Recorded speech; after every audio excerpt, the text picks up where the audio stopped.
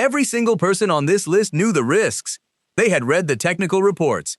They had sat through the safety briefings. They understood, in precise engineering terms, exactly what could go wrong and exactly what the consequences would be. Some of them even tried to stop the missions from happening. They flew anyway, because that is what the job requires. And in each of these 5 cases, what the engineers had been warning about came true. Sometimes in the first minute of flight, sometimes days later when everything seemed fine, sometimes in the final seconds of a mission that had gone perfectly until it didn't. These are the 5 space disasters that changed everything. We are going to start with the ones that were tragic and work our way toward the one where the people responsible knew exactly what they were sending their crew into. Number 1. Soyuz 1. There is a photograph taken of Vladimir Komarov in the hours before his final launch. He is not smiling. He had said his goodbyes the night before, in the specific way a person says goodbye when they do not expect to return. Komarov was a 40-year-old Soviet cosmonaut and one of the most experienced pilots in the Soviet space program. In April 1967, he was assigned to fly Soyuz 1, the first crewed test of the Soviet Union's new generation spacecraft, designed to beat America's Apollo program to the moon. The problem was that the spacecraft was not ready. Pre-flight testing had revealed more than 200 separate technical defects in the Soyuz vehicle. The parachute recovery system had demonstrated unreliable behavior under testing. The attitude control sensors were producing inconsistent readings. The thermal protection bonding had failed quality checks. Soviet engineers had filed report after report documenting each failure, each discrepancy, each system that was not performing to specification. None of it mattered. The mission had been scheduled to coincide with a major Soviet political calendar date, and the Kremlin wanted its propaganda victory. The launch would proceed. Komarov's friend and fellow cosmonaut, Yuri Gagarin, the first human being to reach space, had personally attempted to have himself inserted into the mission as backup pilot, calculating that if Gagarin were the one being sent up, the political pressure to protect him might be enough to force a delay. The attempt failed. Mission planners simply removed Gagarin from the backup role entirely. Komarov understood what was happening. He could refuse to fly, and Gagarin would be sent in his place into a spacecraft both men knew was defective. He chose to go himself. He told a KGB officer who visited him the night before the launch, "I'm not going to make it back." Soyuz 1 launched at 3:35 a.m. Moscow time on April 23, 1967. The problems began before the spacecraft had even completed its first orbit. One of the 2 solar panel arrays failed to unfold after deployment, immediately cutting the spacecraft's power generation in half. Without adequate power, the attitude control system began producing unreliable readings. The craft started to tumble slowly through space, and Komarov burned through his limited thruster fuel trying to stabilize it manually. Mission Control canceled the planned rendezvous with a second Soyuz spacecraft and ordered an emergency return after 18 orbits. Komarov brought the spacecraft into the correct re-entry orientation by hand, a feat of piloting under circumstances that would have defeated most people. The heat shield performed correctly. The spacecraft survived re-entry. Then the parachutes deployed. The main parachute container failed to open properly, a design defect that engineers had flagged months before the mission. The main chute became tangled inside its housing, providing almost no drag. Komarov deployed the backup parachute, but the partially extended main chute immediately wrapped around the backup, rendering both systems useless. Soviet ground stations recorded Komarov's final transmissions as the spacecraft descended at over 250 miles per hour. He was angry. He knew exactly what was happening and exactly why. He cursed the officials and engineers who had forced this mission forward over the documented objections of the people who understood what the hardware was actually doing. Soyuz 1 struck the ground near Orenburg at 7:24 a.m. The impact force was so extreme that the spherical descent module, built to withstand re-entry temperatures, was compressed into a disk less than a meter high. The remaining propellant ignited. Recovery crews spent hours extracting what remained of Komarov from the wreckage. The Soviet space program halted crewed flights for 18 months. Every one of the 200-plus defects that had been reported and ignored was addressed before another cosmonaut flew. Vladimir Komarov did not die because of an accident or an unexpected failure. He died because every person who had the power to stop what happened chose not to. Number 2. Soyuz 11. On June 6, 1971, Georgy Dobrovolsky, Vladislav Volkov, and Viktor Patsayev launched from Baikonur Cosmodrome on what appeared to be one of the most successful missions in the history of human spaceflight. Their mission was to dock with Salyut 1, the first operational space station ever placed in orbit, and live aboard it for 3 weeks, becoming the first humans to inhabit a space station and the record holders for the longest crewed spaceflight in history. They achieved every single objective. For 22 days, the 3 cosmonauts conducted astronomical observations, materials science experiments, biological studies, and Earth photography from their orbiting home. Their daily communications with ground control were professional and upbeat. They exceeded their planned experiment schedule and requested additional tasks to fill their remaining time. By any measure, Soyuz 11 was an extraordinary success. On June 29th, they sealed the hatches between Salyut 1 and their Soyuz spacecraft and began the journey home. The undocking proceeded normally. The deorbit burn fired correctly. The spacecraft entered the upper atmosphere on the correct trajectory for landing in Kazakhstan. The heat shield performed perfectly. The drogue parachute deployed at the right altitude. The main parachute opened fully and slowed the capsule to a safe descent rate. The soft landing rockets fired automatically just before touchdown. Soyuz 11 settled gently onto the Kazakhstan steppe at 2:17 a.m. on June 30th. Recovery helicopters were overhead within minutes. Ground crews approached the spacecraft, expecting to congratulate 3 heroes who had just made history. When they opened the hatch, all 3 cosmonauts were still strapped in their seats. Their faces were blue. There were no signs of impact trauma. The spacecraft was structurally intact. The landing had been textbook. The men were dead. Investigation determined that a pressure equalization valve, designed to open just before landing to equalize cabin pressure with the outside atmosphere, had malfunctioned and opened at an altitude of approximately 168,000 feet, while the spacecraft was still in the vacuum of space. The cabin depressurized completely in under 2 minutes. The cosmonauts were not wearing pressure suits. At the time, Soviet mission protocol did not require suits during launch and re-entry because the suits added weight and the cabin was considered sufficiently reliable. The crew lost consciousness within 15 to 20 seconds and died from hypoxia within a minute of the valve opening.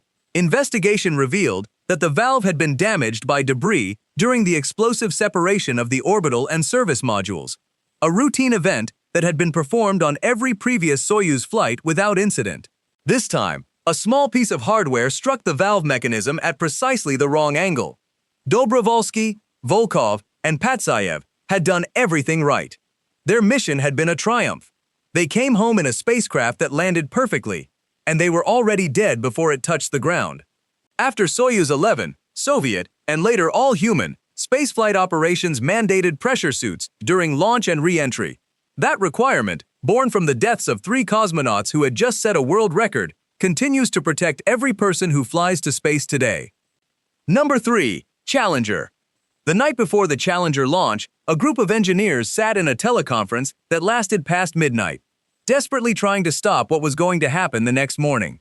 Roger Boisjoli and Arnie Thompson were senior engineers at Morton Thiokol, the company that manufactured the Space Shuttle's solid rocket boosters. They had spent months documenting a problem with the rubber O-ring seals that joined the booster segments, seals that had shown signs of erosion in previous cold weather launches. The overnight temperature at Kennedy Space Center had dropped to 18 degrees Fahrenheit.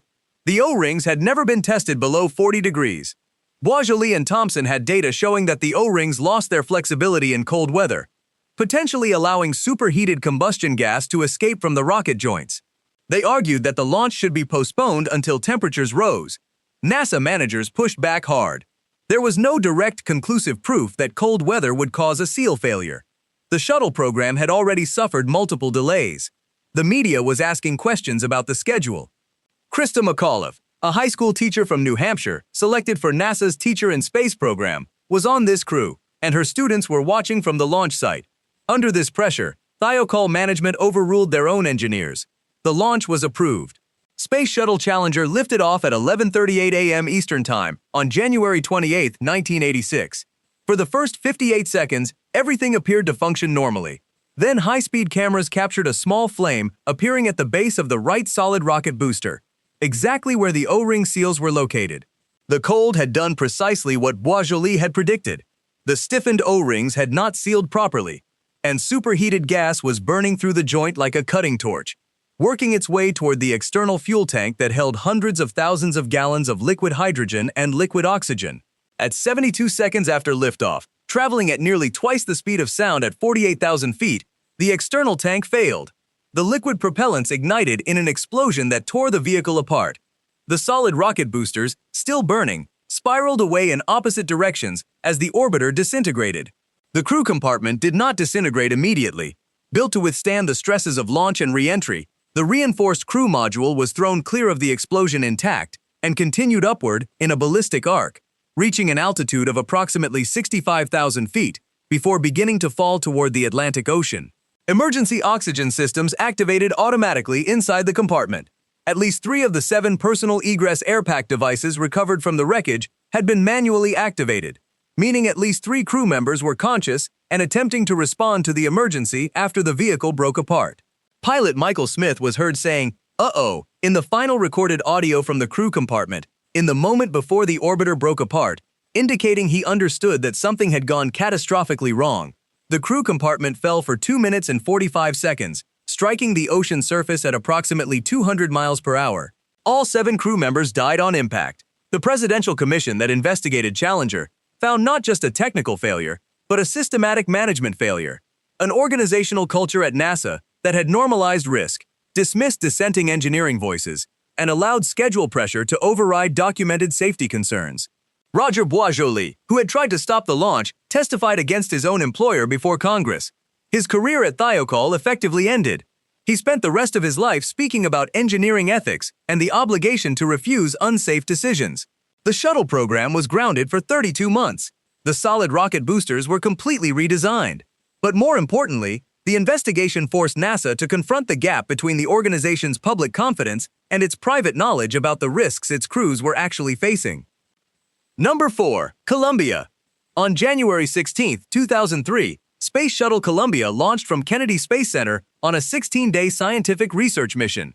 82 seconds after liftoff, a piece of insulating foam approximately 21 inches long broke free from the external fuel tank and struck the leading edge of the orbiter's left wing at over 500 miles per hour. The foam strike was captured on launch cameras. Engineers reviewed the footage within hours. The foam impact had occurred on previous shuttle missions without causing serious damage, and mission managers concluded this was within acceptable risk parameters. But the impact had been larger than anything seen before. A team of engineers from NASA and Boeing formally requested that military satellites or ground-based telescopes be used to photograph Columbia's wing while the shuttle was in orbit, to assess the actual extent of the damage. This was a reasonable request. The capability existed. The information was obtainable. Program managers denied the request. The reasoning given was that even if significant damage was found, Columbia was not equipped for major structural repairs, and the shuttle could not reach the International Space Station. Knowing about the damage, it was argued, would serve no purpose. This reasoning was flawed in multiple ways. Had the damage been confirmed early, a rescue mission using Atlantis, already being prepared for its next flight, could potentially have been launched within the remaining days of Columbia's mission. The Columbia crew could have been directed to extend their consumables and wait. Options existed, but none of them could be evaluated without first knowing whether there was actually a problem. For the next 16 days, Columbia's crew of 7, Commander Rick Husband, pilot William McCool, mission specialists Kalpana Chawla, David Brown, Laurel Clark and Michael Anderson, and payload specialist Ilan Ramon, conducted their scientific research completely unaware that their spacecraft had been fatally compromised. Their daily communications with mission control were routine and cheerful. They completed all planned experiments and then requested additional tasks. By every measure, STS-107 was a successful mission. On February 1, 2003, Columbia began its re-entry sequence over the Pacific Ocean. For the first several minutes, the descent proceeded normally. Then, as the orbiter descended into increasingly dense atmosphere and began to experience the thermal stresses of re-entry, superheated plasma at several thousand degrees found the hole in the left wing's leading edge. The plasma flowed into the wing's internal structure, rapidly exceeding the melting point of aluminum and causing the framework to fail from the inside. Temperature sensors throughout the left wing began reporting abnormal readings and then stopped reporting at all. At 8:59 a.m. Eastern Time, while traveling over Texas at 207,000 feet, Columbia's left wing separated from the fuselage. The vehicle immediately lost aerodynamic stability and broke apart. Debris was scattered across Texas and Louisiana. All 7 crew members died in the breakup. The Columbia Accident Investigation Board concluded that the physical cause of the disaster was the foam strike on launch day. But the board was equally direct about the organizational cause. A safety culture at NASA that had normalized anomalies, suppressed uncomfortable engineering voices, and, critically, chosen not to seek information that might have required difficult decisions. The board explicitly noted that the decision to deny the imagery request was not a technical judgment. It was a management judgment based on an assumption that nothing could be done. That assumption was not verified. That question was not asked. After Columbia, NASA implemented mandatory detailed inspections of the thermal protection system on every shuttle mission, and crew members were given procedures for orbital inspection and minor damage repair. A rescue mission capability was established and maintained for all subsequent shuttle flights. The capability to respond to exactly this kind of problem now existed, built on the knowledge of what had happened when that capability was absent. Number 5. X-15 flight. Most people know the Apollo astronauts. Many know the Challenger and Columbia crews. Far fewer know Michael J. Adams, yet he holds a distinction no one else in spaceflight history shares. Adams was a 37-year-old Air Force test pilot in the X-15 program, which pushed the boundary between atmospheric flight and space in the 1960s. Pilots who flew at above 50 miles altitude earned astronaut wings. On November 15, 1967, Adams launched from a B-52 over the Mojave Desert on his 7th X-15 flight, aiming for 250,000 feet to run a stellar photography experiment and test the reaction control system in near-vacuum conditions. The flight went normally, reaching 266,000 feet, about 50 miles up, officially qualifying Adams for astronaut wings. Then the adaptive flight control system malfunctioned, triggering a slow sideways rotation Adams didn't immediately detect. At that altitude, the air is too thin to give a pilot normal sensory feedback. By the time he noticed, the X-15 was spinning as it descended, and controls proved nearly useless. Ground controllers tracked it on radar, but the plasma sheath around the hypersonic vehicle disrupted radio contact, and the descent outpaced their ability to guide him. Dropping into denser air, the aircraft flew broadside to the airflow at over 3,000 miles per hour, with forces already exceeding design limits and climbing fast. At about 65,000 feet and Mach 3.5, those forces exceeded what the aircraft and human body could withstand. The X-15 broke apart. Adams, hit with over 15 Gs, almost certainly lost consciousness before disintegration. The wreckage came down near Johannesburg, California. Adams was found still strapped into his ejection seat, never activated. There'd been no chance to use it. Investigators traced the disaster to the control system malfunctioning at high altitude. The system meant to ease control had instead made the aircraft impossible to control. Adams was posthumously awarded astronaut wings, the same given to Mercury, Gemini, and Apollo astronauts, making him, officially, the first person to die during a spaceflight. His name is on the Space Mirror Memorial at Kennedy Space Center, alongside the Challenger and Columbia crews.